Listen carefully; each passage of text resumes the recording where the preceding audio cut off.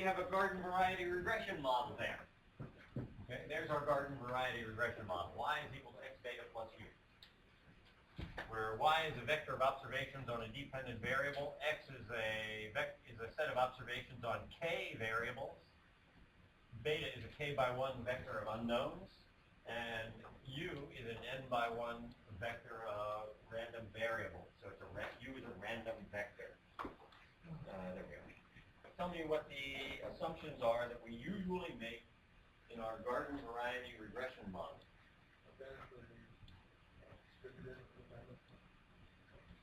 So the n random variables are independently identically distributed. Is that what you're trying to tell me? Yes. And what do we believe to be the mean of those IID random variables? So what do we believe to be the mean? 0. Yeah. So the expected value of u is 0.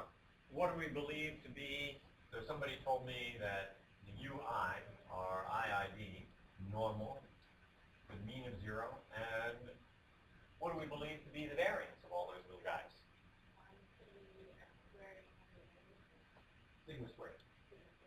We use the Greek alphabetical parameters, which we don't know, and the Roman alphabet for sample statistics. So let's put sigma squared. Okay, and because we've got n of them, 1, 2, n.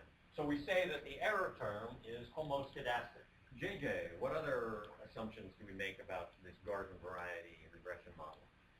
That the independent variables are independent of each other. I mean, I know you only have one of them up there, but there's multiple regression. Oh, no.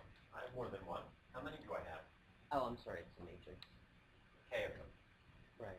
So the K columns of X are linearly independent of one another. Does that mean that the columns are orthogonal to one another? Were you listening before? Yes. Linear independence does not mean orthogonality. Orthogonality means linear independence. Nick, anything else that we need to assume about our garden variety regression model? The n by k, which is the independent variable. The design matrix. Right, the design matrix is a full column rank. Yeah, we already said that. Oh, we did? That's what I was sticking JJ with. That's non-stochastic? Right. So the x's are non-stochastic. That means that in repeated samples of size n, we get the same values for x. Does that mean we're going to get the same values for y every time we run the experiment? Yes. Well, no, I'm sorry, with the error term. The error term, right. The error term adds some noise. Yeah. The x beta part, if we knew the parameters, the slopes, the beta, that part would stay the same in these repeated samples. But because we have to take a new draw of the error term every single time, with every conduct of the experiment, we get a new realization of the dependent variable.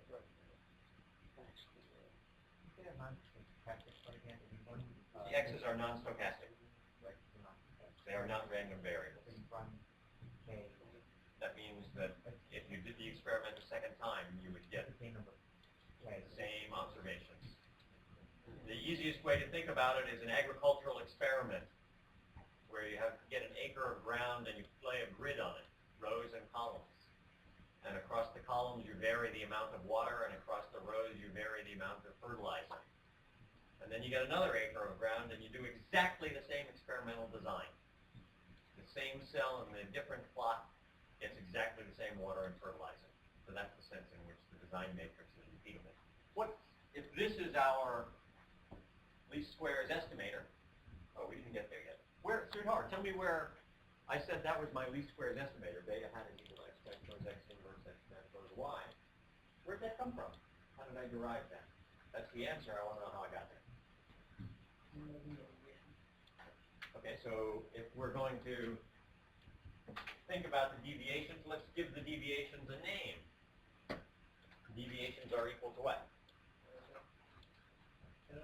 Yeah, well, what should I write on the right-hand side of the equal sign so I can calculate them? Okay, so that's the error that I make when I use x beta to approximate y. So now what? You get this least squares estimator. Did you hear what she said? 2x to what? These data. So it's minimize what? We want to minimize E, or so we want to minimize the sum of squared errors by our choice of beta. So how might I write the sum of squared errors? E transpose E. So the sum of squared error is y minus x beta transpose post multiplied by y minus x beta, right? And so I could call that Q, because that's a quadratic form in the unknown vector beta, right? So I can choose my betas to minimize Q. Q is a scalar, of course. So I'm going to get K first order conditions. After all, that's the dimension of beta. Set them all to 0 and solve the system of equations for beta hat. And when I do that, I get beta hat equal x transpose x inverse x transpose y.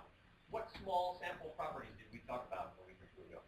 We were talking about sample statistics a week or two ago. And we discussed the notion of small sample properties. Specifically, what small sample properties did we talk about?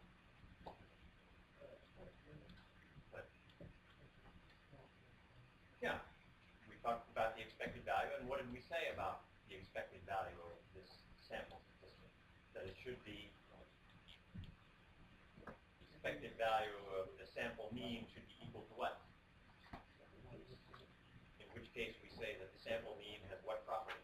What small sample properties did we talk about a couple weeks ago? That's a large sample property. That's a large sample property. Unbiasedness and efficiency, right? Sufficiency too, but that's a really hard one to talk about. We're not that sophisticated in the way to talk about it. If you were taking a math stat course over in the math department, then we need to do all of that. So if we're using BetaHat to estimate beta, what properties would we like BetaHat to have? We would like it to be unbiased, and we would like it to be efficient. So you got to know what it means to be unbiased, and you have to know what it means to be efficient. To be unbiased means that the expected value of beta hat should be equal to beta. And to be efficient, the variance of beta hat must be smaller than any other linear unbiased estimator. Because after all, isn't beta hat linear in the observations on the dependent variable? Right. So within the class of linear unbiased estimators, if we're going to argue that beta hat is efficient, it must have smaller variance. How are we going to prove that beta hat is unbiased? We want to answer that question. So how did we get from here to here? Did we substitute away from y? So why don't you tell me that?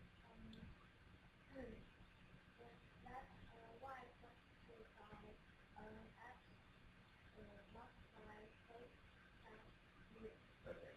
So G tells us that we should substitute away from y. So we should write the expected value of beta hat is equal to the expected value of x transpose x inverse x transpose x beta plus u. Because of the rules of algebra that we learned in 8th grade, associative and commutative and all the rest, we can just multiply through the parentheses. So we end up with the expected value of x prime x inverse x prime x beta plus x prime x inverse x prime u. And what was one of the assumptions we made about the x's? Hone or JJ was telling me that the x's had what property?